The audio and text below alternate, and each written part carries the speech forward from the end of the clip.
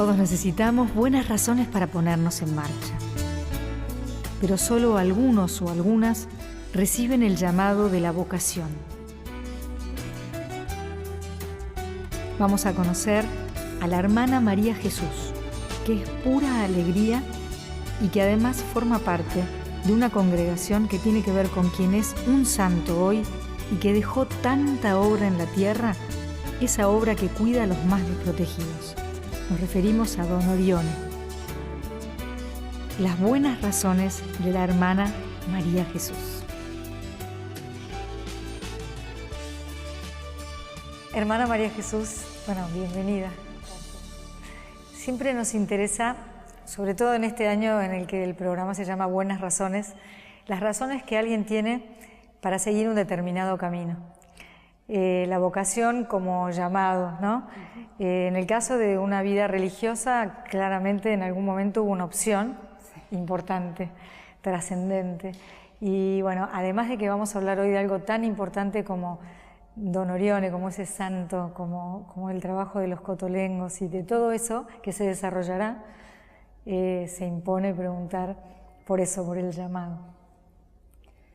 Bueno, mira, yo lo que te puedo contar acerca de mi vocación es que en mi época, bueno, como hacíamos casi todos los niños, ¿no es cierto?, nuestros padres nos mandaban al catecismo.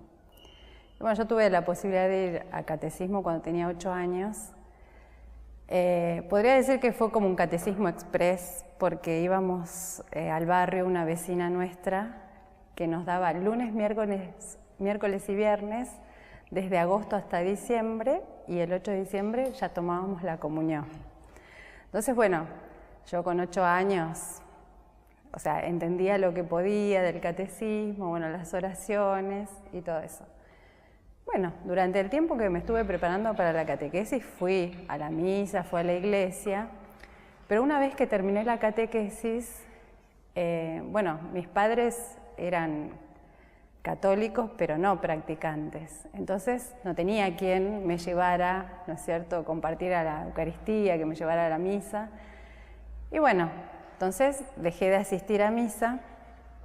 Al otro año supuestamente tenían que prepararme para la confirmación. Como un primo mío, los dos íbamos al catecismo juntos, ¿no? Un primo de mi edad. Dijo, no, yo no voy a ir más al catecismo. Bueno, entonces, para no ir sola, mi mamá tampoco me mandó. Entonces, el sacramento de la confirmación quedó ahí. Y bueno, y así crecí, ¿no? O sea, mi mamá sí nos enseñaba a rezar,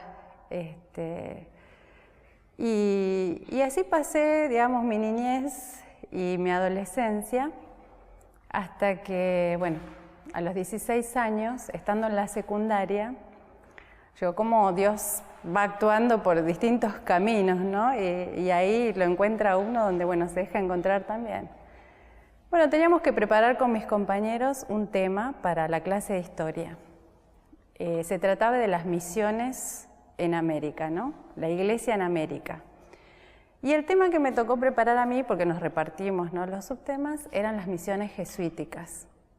Yo, bueno, como era muy buena alumna y trataba de esmerarme, había preparado una lección, no sé cuántas páginas, y entonces me iba al fondo de mi casa. Yo vivía en provincia de Buenos Aires, en Claypole, y debajo de una higuera me ponía a estudiar, ¿no?, a repasar toda la lección. Y de repente, claro, estudiando las misiones jesuíticas, estudiaba la vida de los jesuitas, ¿no? A qué hora se levantaban, cómo trabajaban con la gente a la que evangelizaban, cómo los organizaban, cómo algunos dieron hasta la vida, ¿no es cierto?, por el Evangelio. Y yo me empecé a cuestionar y a preguntarme, ¿no? Pero, ¿y estos tipos por qué hacían todo esto? O sea, ¿qué era lo que los movía a hacer todo esto? A dejar a su familia en Europa, a venir acá a un lugar prácticamente desconocido para ellos y hasta arriesgar su vida. Y bueno, de repente como que se me apareció así como la gran respuesta, ¿no?, que fue Dios. Y bueno, como que ellos verdaderamente hacían todo esto por el amor que tenían a Dios, ¿no?, que eran hasta capaces de entregar la vida. Y ahí me surgió dentro esta inquietud, ¿no? Digo, ¿y yo seré capaz de hacer algo así algún día? De entregarme por una causa, así que valga la pena, dar la vida por otro. ¿Seré capaz? ¿Yo seré capaz? Bueno, interiormente sentía como que la respuesta era sí, ¿no es cierto? Sí, que era capaz y que esa respuesta era también yo entregarme a Dios, aunque ya te digo, ni iba a la iglesia ni nada, ¿no? Entonces, bueno, eso quedó ahí y se me dio por empezar a leer, ¿no?, la palabra de Dios, empecé a leer las cartas del apóstol San Pablo. Al otro año ya, bueno, fui a una parroquia que quedaba como a 15 cuadras de mi casa y me anoté para hacer la confirmación. Bueno, ahí empecé a estudiar la confirmación y seguía, en un kiosquito de revistas me compraba unos fascículos que venían sobre la explicación de la Biblia. Entonces era como que me había convertido en autodidacta, ¿no? Leía esas explicaciones, meditaba la palabra, ¿no? Y en solitario. En solitario, digamos, porque no lo hablaba con nadie, ¿no es cierto? Y entonces llegó un momento en que en una de hojita del domingo que daban en la iglesia, veo que dice, si te gusta evangelizar con los medios de comunicación social, escribinos. Y yo, claro, leí evangelizar y ya me acordé de los jesuitas. Entonces escribo a estas hermanas y empiezo una correspondencia, ¿no? Porque en esa época mail, todo eso no existía. Y entonces por carta, una religiosa me hace, digamos, un seguimiento para discernir si yo tengo vocación a la vida consagrada. Y bueno, entonces a medida de las preguntas que me mandaban, ¿no es cierto? Y bueno, yo contestaba, era como que fui discerniendo con ese acompañamiento a distancia que yo realmente tenía esa orientación hacia la vida consagrada. Entonces, en un momento, bueno, esta religiosa me dice, bueno, ¿te gustaría conocer nuestra congregación, nuestra familia? Hay un encuentro de jóvenes. Yo dije, bueno, sí, voy a ir. Pero a todo esto, claro, en casa yo no había avisado que quería ir a un encuentro de jóvenes, que en realidad era un encuentro vocacional, ¿no? Y bueno, yo lo disfrazaba como un encuentro de jóvenes solamente. No mentías. No. Entonces, resulta que, bueno, ya había terminado la secundaria y me había anotado para empezar el profesorado de historia, ¿no? Y a la otra semana, digamos, ya empezaba un curso de ingreso, bueno. Entonces, bueno, ya estaba lista, preparada para ir. Claro, en esa época era raro que nosotros hiciéramos viajes solos hasta de provincia a capital, ¿no es cierto? No existía el celular, o sea, era todo un desconcierto también para los padres saber dónde iba a estar. ¿En bueno, qué anda esta chica? Claro, entonces mi mamá empezó, pero te vas a ir sola, y si te pasa algo, ¿yo cómo me voy a enterar? Y que... Bueno, entonces yo medio me chiflé y dije, bueno, listo, no voy nada, dije yo, ¿no? Y me acuerdo que en ese momento dije, bueno, si esto es cosa mía, se me va a pasar. Ahora, si realmente es cosa de Dios, no se me va a pasar. Esa fue la reflexión que hice, ¿no? Y bueno, empecé a estudiar profesorado de historia. Y bueno, ya cuando estaba en el tercer año, hicieron una misión por mi barrio y eran de la obra Don Orione, porque a 4 cuadras de mi casa había una capilla de la obra Don Orione, atendida por sacerdotes de la obra, y yo realmente, o sea, la desconocía, digamos, iba a una iglesia que quedaba atendida por un cura diocesano que estaba a 15 cuadras de mi casa, más o menos. Bueno, invitaron a la misión, qué sé yo, bueno. Y después yo fui a escuchar las charlas que daban y uno de los religiosos que estaba ahí, bueno, dijo, ¿sabes que estamos necesitando catequistas? Bueno, ¿te animarías a venir para dar catequesis? Y también el grupo de oratorios de nenas se va a quedar sin una dirigente porque una de las dirigentes va a ingresar como postulante a la congregación, entonces, ¿no te gustaría estar con las chicas? Bueno, dije yo, está bien, vamos a ver. Y bueno, así me alentó y bueno, y empecé a trabajar en la capilla y bueno, ahí empecé a conocer lo que es más de cerca, ¿no?, la vida consagrada. O sea, empecé a conocer primero a los sacerdotes de Don Orione, después íbamos al Cotolengo de Claypole, íbamos a visitar a esta chica que había ingresado como postulante Y entonces de paso visitábamos a las hermanas, ayudábamos en el Cotolengo como voluntarias, entonces ahí como que ya fui viendo hacia dónde se orientaba, ¿no?, mi vocación, porque bueno, una cosa es reconocer el llamado de Dios, pero después, ¿dónde nos quiere Dios, ¿no? ¿Y ese para qué? ¿Y para qué? Entonces, bueno, ahí estando, digamos, en contacto más directo con la obra de Don Orione, bueno, y descubrí también que Don Orione me llamaba a estar con él, ¿no?, en su congregación. Bueno, si tuvieras que decirle a alguien, explicarle de cero quién fue este hoy santo, San Luis Orione, ¿quién fue este hombre y por qué tan excepcional? Bueno, Don Orione fue un sacerdote que también, ¿no?, de una familia muy pobre, muy humilde, pero que supo, digamos, reconocer también este llamado de Dios y entregarse con toda el alma a lo que Dios le pedía, ¿no? O sea, fue alguien que dijo sí, pero con todo, no a medias, ¿no? Por eso nosotros nos puede parecer excepcional, ¿no? Porque hoy en día tal vez muchas respuestas se dan a medias, ¿no? O los compromisos son a medias. En cambio, relativo. Claro, entonces es alguien que se supo entregar sin condiciones, ¿no? Pero además, también al decir la palabra cotolengo, al pasar, muchas personas no saben de qué estamos hablando. Bueno. ¿Qué es un cotolengo? Bueno, empezamos por el principio, ¿no? Don Orione, siendo niño, cuando fue descubriendo esta vocación, primero quiso ingresar con los franciscanos. Ingresó con los franciscanos de un pueblo cercano al suyo, pero no pudo seguir esta vocación porque tuvo problemas de salud. Y más adelante, sus padres, digamos, lo llevaron a Turín para que hiciera lo que se llamaría en esa época el secundario, ¿no?, que era el gimnasio, que le faltaba completar, y lo hizo justamente en la escuela de Don Bosco. Él tuvo la posibilidad de conocer otro gran santo, que es San Juan Bosco, y que ya estaba muy anciano, ¿no?, pero el tiempo que estuvo ahí todavía estaba vivo y hasta tuvo, digamos, el privilegio de poder confesarse con él, ¿no? Y es en Turín donde Don Orione conoce la obra de este otro gran santo, San José Benito Cotolengo, porque Cotolengo es el apellido de un santo, propiamente de ahí de Turín, que él había fundado lo que llamaba la Casa de Caridad, ¿no es cierto? Y bueno, él veía, ¿no?, cuando estaba ahí en Turín, cómo se atendía a muchas personas desvalidas, ¿no es cierto?, que no tenían a nadie, y cómo muchas veces salían en procesión y se ayudaban unos a otros, ¿no es cierto?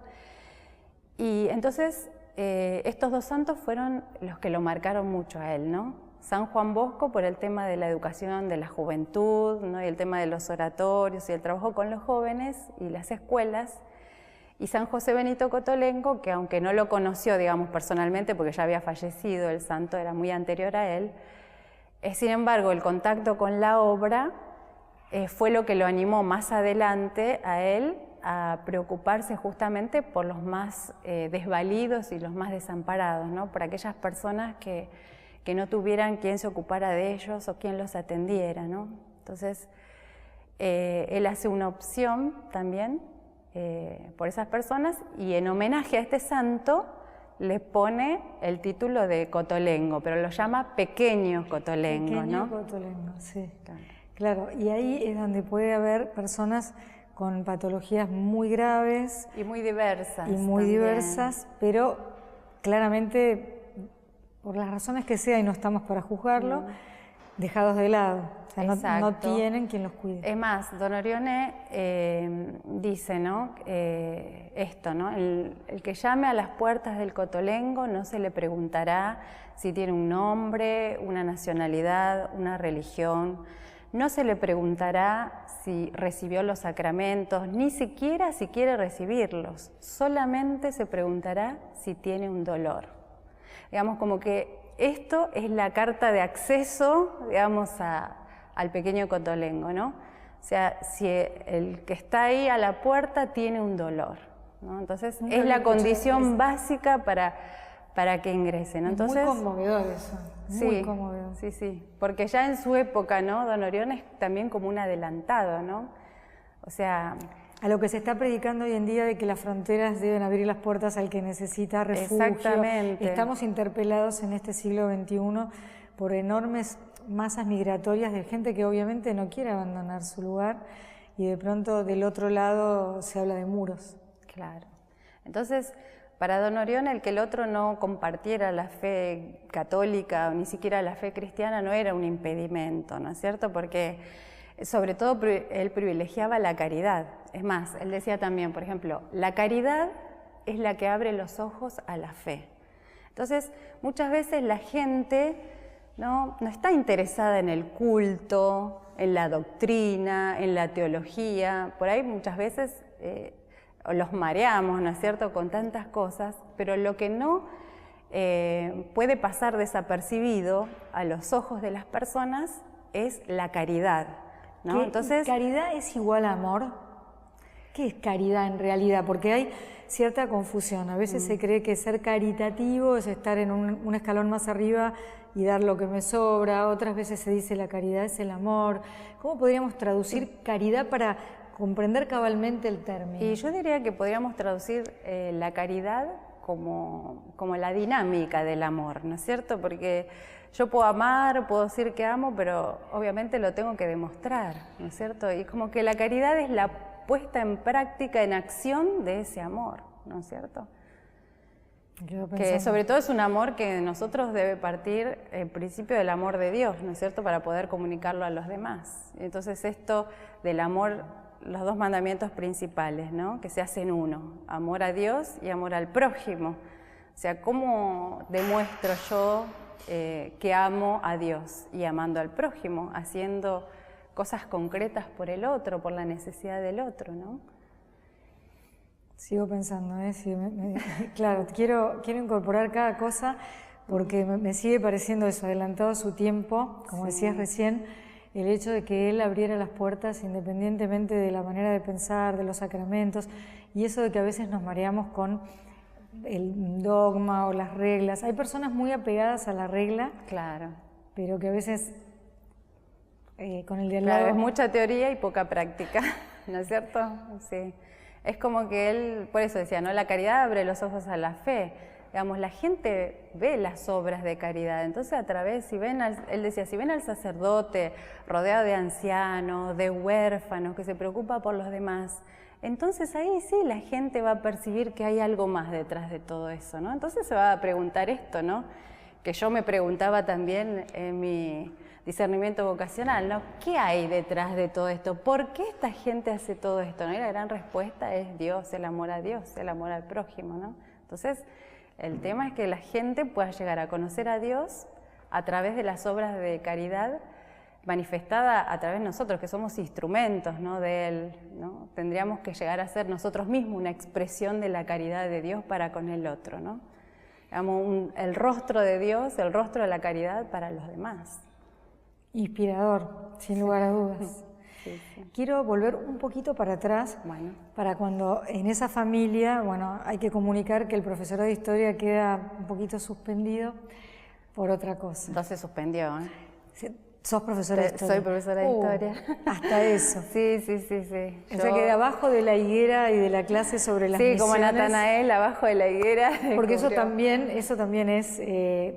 historia, ¿no? Las misiones se estudian como parte de la historia, independientemente de las creencias de las personas.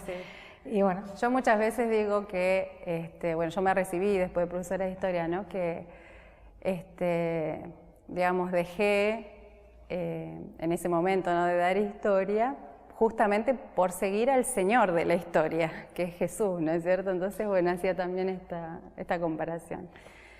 Sí, en la comunicación, cuando yo tuve que comunicar que iba a ingresar a la congregación... La pregunta la hice más que nada porque mucho de lo sucedido adentro había sido, reflexión, cartas, discernimiento, silencio... Sí. Pero las mamás no son tontas, no. Las mamás se dan cuenta de todo, ¿no? Entonces como que ya veía, ¿no?, vislumbraba algo, porque cada vez que yo iba a la iglesia me decía, ¿a qué horas volvés? Y le digo, no sé, a las 12 de la noche, como para decir que iba a estar mucho tiempo, ¿no? Trabajando. Entonces ya algo se veía venir. Y la dificultad estuvo en que yo tenía que comunicar en mi casa, ¿no es cierto?, esto, que bueno, iba a ingresar. Yo ya era mayor de edad, tenía 22 años para 23, y tenía trabajo, ya no había empezado ya, mientras era estudiante había empezado a trabajar, y después cuando me recibí seguí trabajando un año más. Pero mi mamá enferma, ¿no?, de arritmia cardíaca, entonces el doctor dijo, no le pueden dar ningún disgusto, por un mes tiene que hacer reposo absoluto. Yo dije, chau, estoy en el horno, porque si le digo esto, la mato, porque no. Y entonces, bueno, era justo en el mes de noviembre, el ingreso a la obra Don Orión era en el mes de marzo, entonces yo dije, bueno, esperé todo noviembre, bueno. Llegó diciembre, todavía Navidad. se estaba recuperando, claro, la familia, qué sé yo, bueno. Entonces, bueno, llega ahí, enero, febrero, llegó, no, tengo que hablar porque ya... Y entonces le dije, no, mira, mamá, ya no voy a seguir trabajando más, voy a renunciar a la escuela. Me dice, ¿por qué vas a renunciar? Digo, no, porque bueno, yo quiero ser religiosa y quiero entrar a la obra Don Orión. Bueno, y se puso a llorar, ¿no es cierto? Bueno, yo tengo una hermana más chica que yo también, y mi hermana se levantó y dijo, voy a preparar mate, ¿no? Como para decir, bueno, vamos a ver cómo pasamos este momento. Y bueno, después, no, mi mamá entendió perfecto, dijo, no, si es lo que vos querés, dice, bueno, dale para adelante, ¿no es cierto? Con mi papá costó un poco más porque, bueno, él... Está bien que yo fuera a la iglesia, que fuera catequista, dirigente de grupo, pero ya como dar un paso más, y además yo era la hija mayor en casa, ya digo, cuando se despidió de mí dijo, bueno, dice, ya te vas a meter presa, me dijo, ya te vas a ir a meter presa. Y bueno, esa fue, digamos, su despedida, ¿no? Pero bueno, como nosotros hacíamos el postulantado en Claypole, en el Cotolengo justamente. Cerca de casa. Cerca de casa, una vez al mes teníamos visitas y después nada, mi papá bien, siempre contento, o sea, es más, después él me decía, conseguime estampitas, dice, del viejo le decía a Don Orión, conseguime estampitas del viejo que yo quiero repartir, dice, quiero darle a otro, que yo, así que bueno. O sea, ya está. Bien, porque Dios se encarga de allanar los caminos. Es sí. que cuando la convicción es tan grande, los padres comprenden, Claro, ¿no? sí, sí. La palabra discernimiento que apareció varias veces, ¿no? Y volviendo a las misiones jesuíticas, tengo entendido que, bueno, San Ignacio de Loyola hablaba mucho del discernimiento de los espíritus. Claro. A ver cuál de los espíritus nos está aconsejando, por decirlo de alguna manera. Este discernimiento sobre si, bueno, optar por la entrega no a medias, porque tomo otra palabra que dijiste hace un ratito, ¿no? Y, bueno, zambullirse en la caridad, en el amor al prójimo y todo eso, ¿iba y venía o era un paso tras otro en la misma dirección? No, yo creo que a partir de ese momento, ¿no?, que fue crucial, porque yo, digamos, ese momento debajo de la higuera, donde me empecé a preguntar, esto es como, digamos, el origen, ¿no?, el puntapié inicial, ¿no es cierto?, de todo el tema vocacional. Entonces, a partir de ahí en adelante es como que fue creciendo y reafirmándose, ¿no?, este tema. O sea, no hubo como una vuelta atrás, ¿no es cierto? Siempre fue creciendo. Y como te decía, la cuestión era descubrir dónde, ¿no? A todo esto yo creo que, bueno, que Dios me acompañó muchísimo, porque yo en ese momento no tenía tampoco con quién confrontar, no tenía un sacerdote ni había buscado, ¿no es cierto? Solo tenía estas personas, o sea, esta religiosa que por carta me acompañaba, después la pude conocer personalmente, es una religiosa de San Pablo, de las hijas de San Pablo, la hermana Teresa Grosselj, a la que le estoy muy agradecida porque ella jamás, digamos, me dijo, bueno, vos tenés que venir a nuestra congregación, sos para nosotras, no, al contrario, siempre muy abierta y siempre tratando de buscar la voluntad de Dios sobre mí, ¿no es cierto? Que era donde me quería Dios. Bueno, después sí, una vez que ya ingresé a la congregación, sí tuve el acompañamiento de sacerdotes, ¿no es cierto?, para ir profundizando más, ¿no?, en este tema. Cuando volvamos de esta breve pausa, vamos a hablar de los pequeños cotolengos y también de qué significa la misión en el siglo XXI, porque nos quedamos en las misiones jesuíticas y misionar es un término que se sigue utilizando, ¿no? Sí. ¿Qué es hoy misionar? ¿Qué es dar testimonio de la palabra? Y bueno, sigamos exaltando a Luis Orione y esta vocación tan particular, ¿no? Que se fue digiriendo, no tan sola, pero siempre encomendándose. Ya volvemos.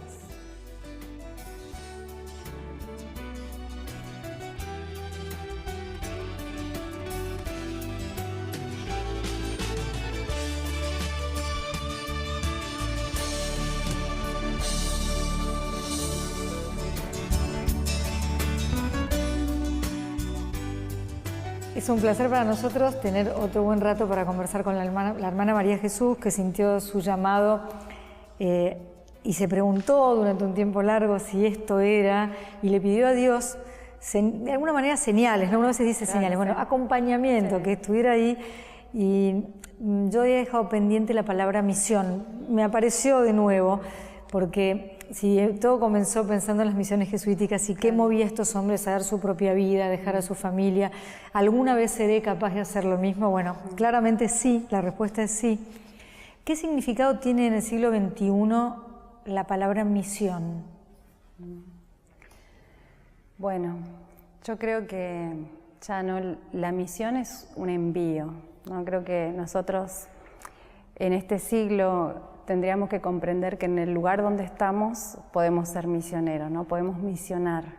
La cuestión es sentirnos enviados, ¿no? Si nos sentimos enviados, el ámbito donde nos movamos va a ser nuestra tierra de misión, podríamos decir, ¿no? Porque obviamente en una época se comprendería la misión como, ¿no?, la misión adyente, salir fuera del territorio, evangelizar, ¿no? Casi como imponer la doctrina, ¿no? Hoy creo que el Papa nos está llamando también a otra cosa, ¿no es cierto? A salir, que en eso consiste la misión, ¿no? Salir, pero no irnos muy lejos, ¿no? Salir de nosotros mismos en primer lugar y acercarnos a esas fronteras existenciales que muchas veces, como decía Don Orione, son las fronteras del dolor, ¿no? Del que está abandonado, descartado, diría, ¿no?, el Papa Francisco, que sería, digamos, el desamparado de Don Orione, porque realmente no tiene quien se ocupe de él, ¿no? Y hoy nuestra misión la podemos ver, bueno, atendiendo no solo, decíamos, a las personas que tenemos en el Cotolengo, sino también, bueno, a nuestros chicos en las escuelas, que muchas veces también sentimos que sufren ese desamparo de la familia, a los que están en el alcohol, en la drogadependencia, ¿no es cierto? Tenemos un campo amplísimo y vastísimo siempre y cuando nosotros queramos salir de nosotros mismos, ¿no?, y sentirnos realmente enviados. Enviados para justamente consolar, para sanar y bueno, para amar al prójimo, ¿no? Y mostrarle que no está solo, que hay alguien que piensa en él, que no están, que no se sientan desamparados, aunque la sociedad le muestre todo lo contrario, ¿no es cierto? Es decir, que uno puede misionar dentro del propio edificio, si sabe que hay dentro del propio edificio, dentro de la propia familia también, ¿no? Cuánta gente que está alrededor nuestro necesita, ¿no? Muchas veces una palabra de aliento, un decir, bueno, ¿y cómo estás? ¿En qué te puedo ayudar? ¿No? Y es como que estas cosas muchas veces las olvidamos, ¿no? Justamente hoy con una hermana mía de la comunidad reflexionábamos en esto, ¿no? Cómo muchas veces esta falta de diálogo, de acercarnos, de poner en clara ciertas cosas, como nos va alejando de los demás, ¿no es cierto? Sí, o querer imponer nuestro modo de pensar, también, que por lo visto no era la idea de Don Orione. No. Hace un ratito cuando relatabas algo tan común, que es como que la catequesis sucede a los 8 para que alrededor de los 9 se hace la primera comunión, que no es otra cosa que recibir a Jesús sacramentado. La confirmación que te salteaste en realidad era muy enseguida, ¿no? Claro, en general en mi barrio se hacía así, ¿no es cierto? Lo mejor es que pasen algunos añitos para que uno pueda decir, si yo no tengo equivocado el concepto, lo que mis padrinos dijeron por mí cuando me bautizaron, pero ahora decirlo yo a los 14, 15. Pero por muchísimas razones, muchas veces nos quedamos con la catequesis de la infancia. Claro. Como mucho con la de la adolescencia. ¿Qué podemos hacer los adultos para darle vida nuevamente a esa palabra que, para hacer una comparación pagana, a lo mejor un libro que leí cuando tenía 14 y vuelvo a leer a los 40, realmente me dice otra cosa. Claro. Cualquier libro. Ni hablar de la palabra de Dios, de la Biblia que está escrita en parábolas. ¿Cómo podemos darle vida, despertar lo que está dormido? Creo que el primer paso es tomarse en serio el bautismo, ¿no es cierto? Porque el bautismo ya es, digamos, como el germen, esa semilla que bueno, nuestros padres y padrinos pusieron en nosotros pero para que lo hagamos fructificar, ¿no? Es cierto que cuando uno es pequeño hay algunas cosas que no las entiende bien y hoy en día tal vez la familia no acompañe tanto, ¿no es cierto?, el crecimiento en la fe. Y tal vez ya nosotros más de jóvenes o adultos tenemos que empezar a preocuparnos por nuestra propia fe, ¿no? Entonces, bueno, a ver si realmente nosotros estamos en la búsqueda de Dios. La fe podemos acrecentarlo primero con la oración, ¿no es cierto? Y en la oración vamos a tratar siempre de descubrir la voluntad de Dios sobre nosotros, ¿no? La palabra de Dios, que es la que va a iluminar nuestra vida, ¿no? Cuántas veces una palabra a tiempo, ¿no?, nos dice, nos abre un horizonte inmenso y aclara, ¿no es cierto?, regiones oscuras de nuestra vida.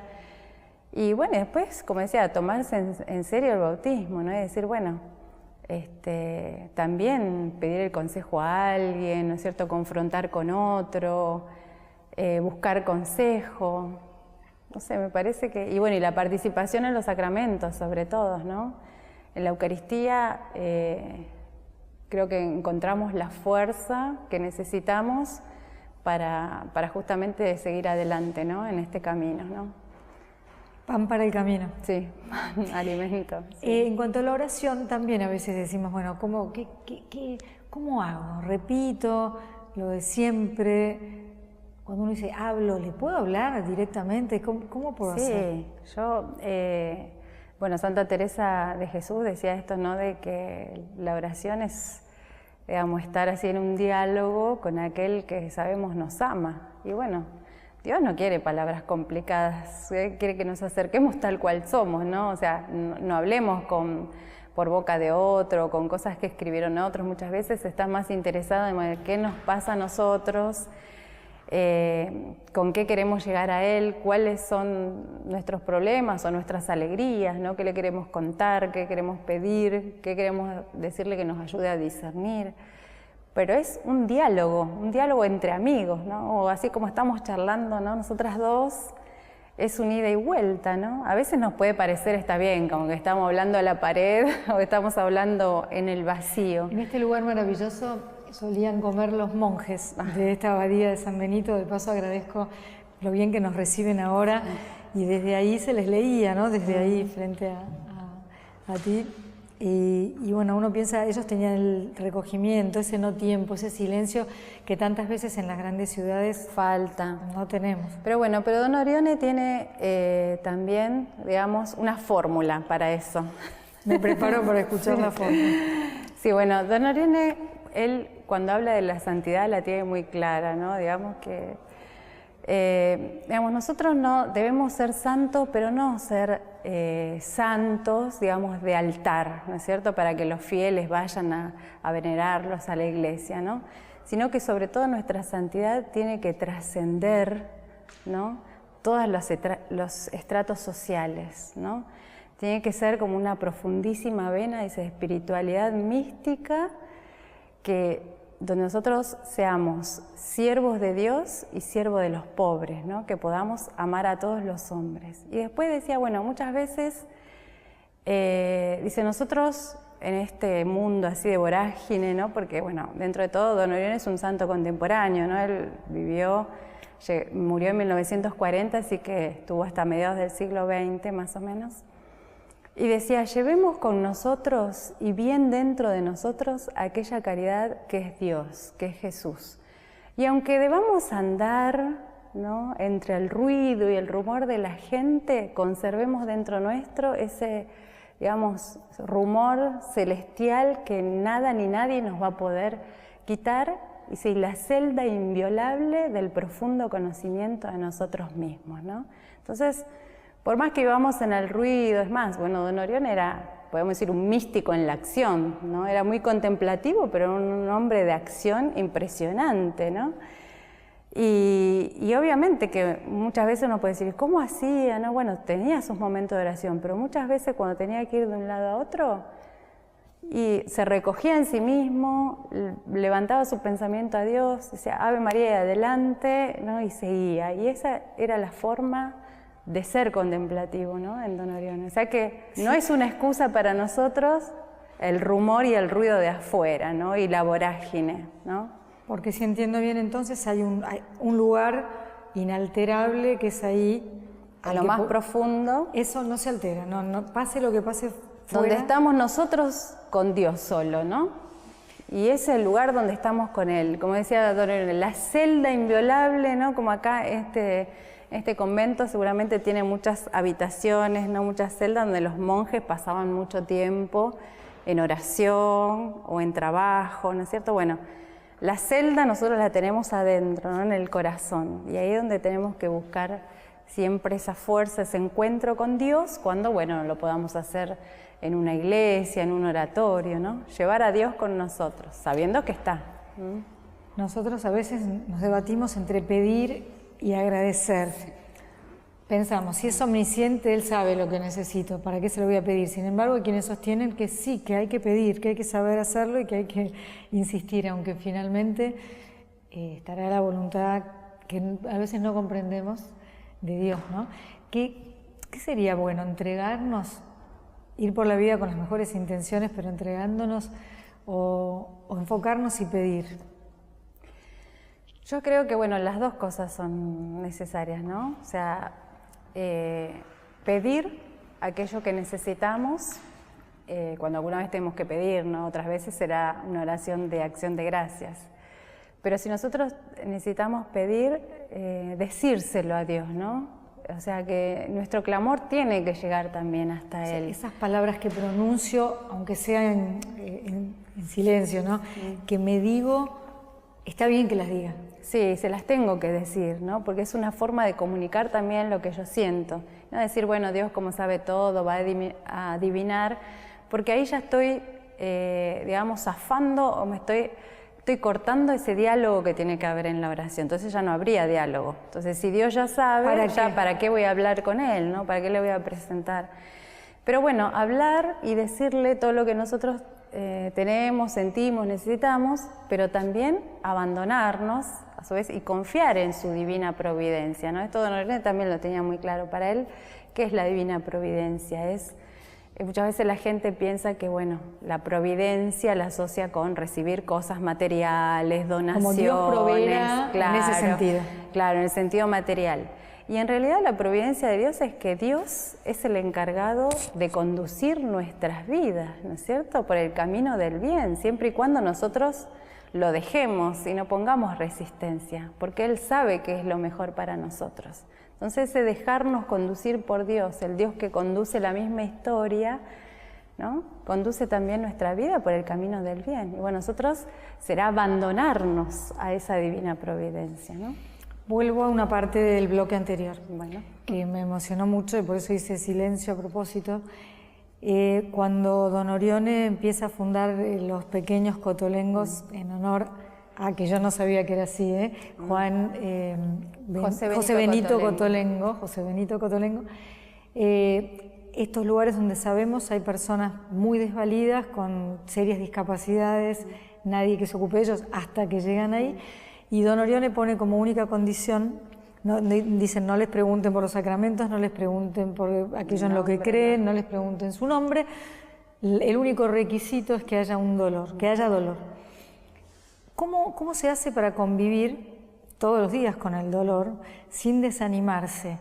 Porque uno puede ir por la vida, bueno, ¿cómo puedo decirlo?, teniendo un paisaje variado, esto diría yo, ¿no? Entonces te cruzas con una amiga que le pasó algo, ahí está el dolor, vas a una fiesta de no sé qué. Bueno, aquí si se cumplió la palabra de Don Orione, que sí se cumplió y se sigue cumpliendo, el denominador común es el dolor. Ese dolor se transmuta ahí adentro, se convierte en otra cosa, y en todo caso, ¿cómo se hace para haber hecho esta opción, que podía haber sido una opción, ser una religiosa en la educación, ser una religiosa... También estamos, o sea, Don Orione no es solamente... nada. Don Orione no es Don Orione, en general acá en Argentina se lo conoce mucho por los pequeños cotolengos, pero digamos que es amplísima porque es justamente la difusión de la caridad misma, y la caridad abarca todo, ¿no? Entonces escuelas, misiones, cotolengos y todas las, digamos, aquellas obras que sean necesarias para justamente calmar el dolor de la gente de hoy, ¿no?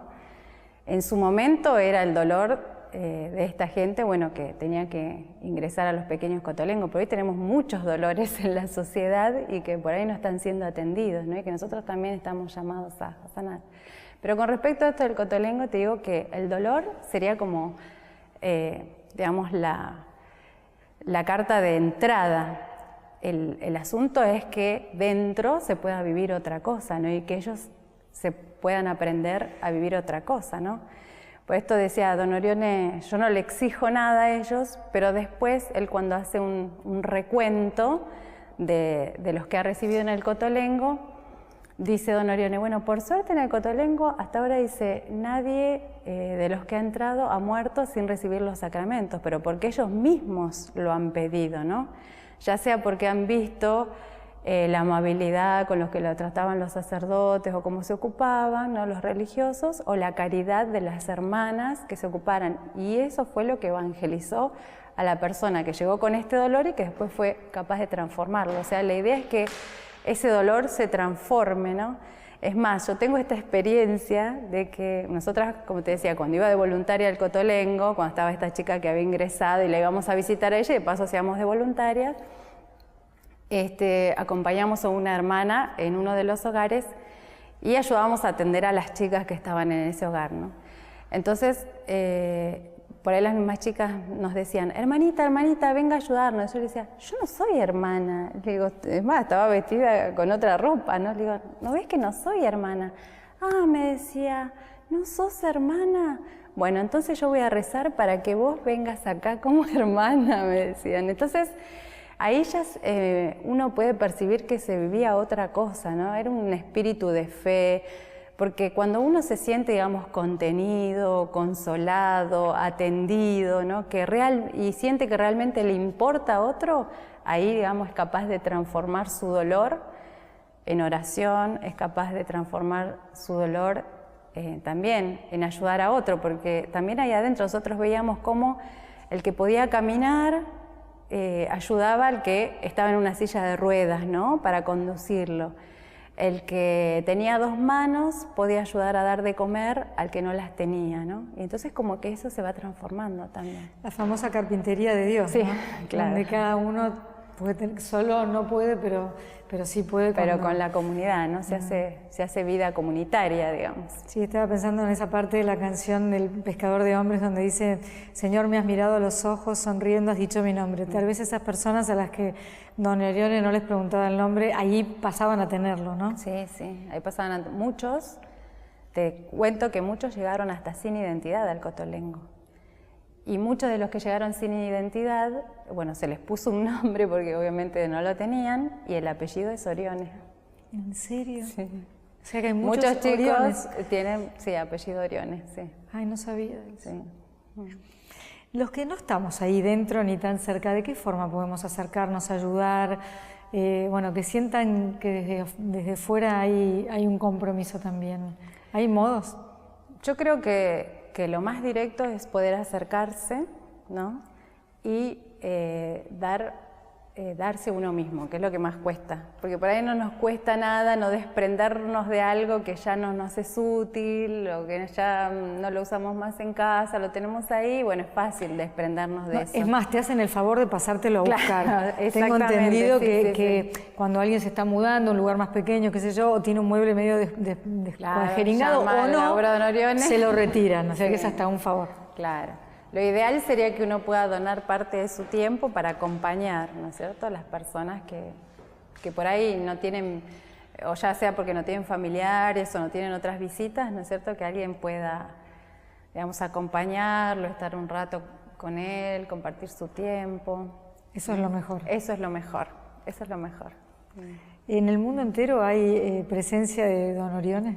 Y casi todo el mundo, en los 4 continentes estamos, menos en Oceanía, en los 4 continentes. Cuando esto de que la misión antes se proponía que la palabra llegara a todo el mundo, ¿habrá llegado ya la palabra de Dios a todos los confines? Y no creo, no creo, porque el mundo es tan vasto y también, qué sé yo, conocemos que lugares que todavía están sin evangelizar, ¿no es cierto? Pero bueno, pero para eso se necesitan manos y cuerpos, ¿no es cierto?, que colaboren y que se comprometan también a poder llevar esta palabra, ¿no? Hay muchos laicos que son misioneros, pero también, bueno, en esta época necesitamos gente que se quiera, así al estilo de Don Orione, consagrar, digamos, de lleno y entregar de lleno a Dios, ¿no es cierto? Y yo haría una invitación para todos aquellos jóvenes que tienen esta inquietud, ¿no es cierto?, de poder hacer algo por los demás y que sienten que tienen, que han recibido mucho y que tienen mucho para dar todavía, bueno, que se acerquen también a nosotras, las religiosas o a los religiosos de Don Orione para, bueno, poder compartir también esto, ¿no? Esta misión. Porque cuando uno es joven, la verdad es que el abanico es enorme y a veces abrumador. Sí. Y a lo mejor, bueno, no, la sociedad actual no acompaña, no invita, todo parece que tiene que ser fácil, efímero, inmediato, apretando un botoncito y bueno, después hay mucho vacío, porque si no, no habría tanto alcoholismo, tanta drogadicción, ¿no? Esa no está mal divertirse, y ni reírse, está buenísimo. Pero hay veces en que el aturdimiento, que tiene que ver con la contaminación visual, sonora y muchas voces que nos hablan, nos deben estar alejando de la celda de la que habla Don Orione, ¿no? Claro, y tapan esas otras voces que son las que tapan esta voz de Dios que quiere resonar en cada uno de nuestros corazones, ¿no? Es fácil acercarse a los jóvenes para esta invitación de recién, ¿no? Sí. Yo decía, nos están viendo en toda Latinoamérica y en España también.